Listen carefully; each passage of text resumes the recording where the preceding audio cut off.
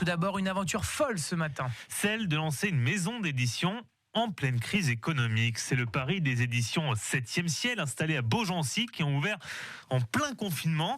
Et en quelques mois à Nogé, 14 auteurs leur font désormais confiance. Gérald de Vosor est ingénieur, pas éditeur à la base, mais il écrit depuis longtemps des chansons, des romans.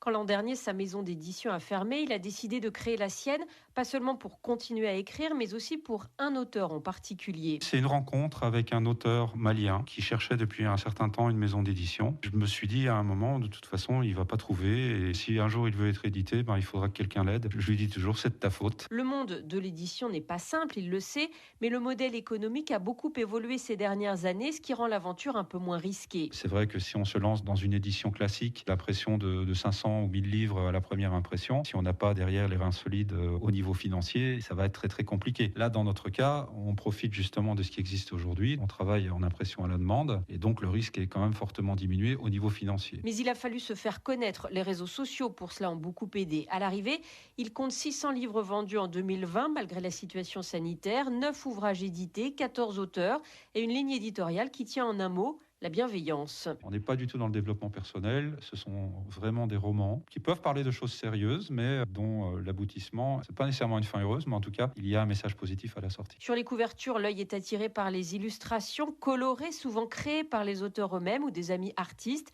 C'est une des marques de fabrique de la maison. Les précisions de Anne Auger pour France Bleu Orléans.